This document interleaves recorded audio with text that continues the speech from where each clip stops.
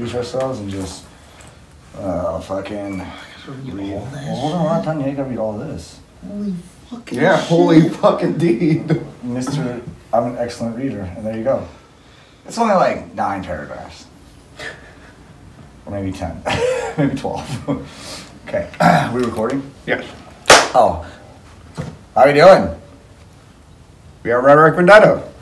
Yeah, and this is Your Band Sucks.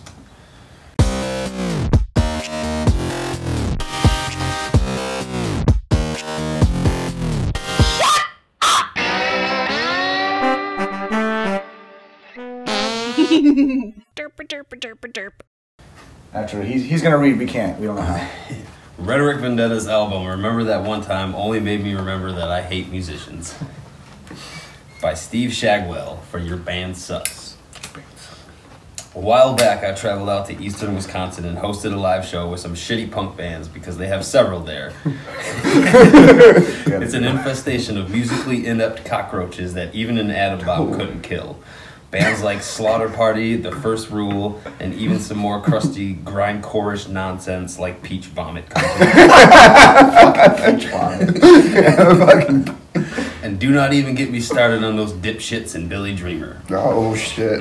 Seriously. Sorry, Josh. There's more loser punk bands that can't play their instruments than England in the early 80s. For fans of such drivel, the Chicago-Milwaukee area is the place to watch, and for those of us who all have our chromosomes intact, it is the place to laugh at. And now, with all the fanfare and none of the attractiveness of a goddamn Disney princess, comes RHETORIC VENDETTA. What would be a princess? Fans of punk music that sounds like a bunch of goddamn geese honking will be happy as hell to know that the region has brought them something new. And by new, I mean new levels of sucking, like a Jonesine meth whore. But enough about your girlfriend. Oh. We're not here to talk about that strung out poodle. Let's talk about RHETORIC Vendetta's album, Remember That One Time, instead. It opens with what sounds like Mike Pence complaining about fast music and then breaks into a blisteringly fast song called Decepticons. Impressive. Right out of the gate, this band succeeds where all others have failed. They make me smile for a whole 5 seconds. Hey, at least we got 5 seconds. I thought it was building up. Yeah, building up? Oh, no. This is really nice. Of course, it's then that I realized that I'm just as pissed off as Mike Pence because seriously, who the fuck wouldn't it be when they had to listen to this shit? This song is a masterpiece of foreshadowing because it made me bet the farm that I was going to be cleaning out my ears with battery acid by the end. And guess what? I gained a farm and lost 2 ears. This guy's deep.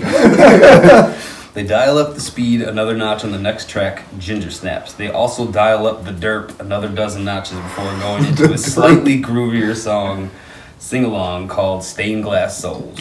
Sing-along. From what I could gather out of the lyrics, it's about waiting for something so long, the cure for the singer's Tourette syndrome, perhaps.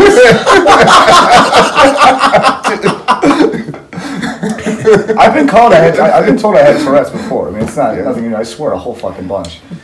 It's back into the really fast shit on Friends and Enemies. This shit goes fast. It just might run into a brick wall. Well, we can hope anyway. Honestly, a wreck caused by such an impact would be much less of a tragedy than the steering column up the urethra and glass shards in the balls that this song might as well be anyway. Damn. The song, More Than What You See, is proof that not only can't these birth defects write a song, but can't spell properly in a song title either. This is the point where I'm starting to think that maybe the drummer should get lessons, but fuck it. Anyway, you can lead a horse to water, but you can't make it drink. All you can do is beat it like a dead horse, which is pretty much all this guy does. Good job. Alive and Lucky features some riffing I could best describe as the most tone-deaf bullshit since Bill O'Reilly wrote a book called The O'Reilly Factor for Kids. I shit you not, that happened. And yes, it was so fucking tone-deaf that it could actually be compared to the guitar playing on this album. Damn. Sorry, Lucas. I saw the song title for Bite the Bullet, and it made me wonder if these guys were getting a clue and figuring out the pointlessness of life when you're in a band like this. But no! These fucking jagoffs. It does. That's what it says. No. These fucking jagoffs were just hypothesizing about getting old. Don't do it, guys. The world needs you to the exit left in a blaze of glory, or at least just exit stage left. This is followed by Flatline, which actually is an even better idea because I gotta tell you guys, the music already did. The guitar it squawks like Andrea Ocasio-Cortez having her period on a meth binge at some points. Damn.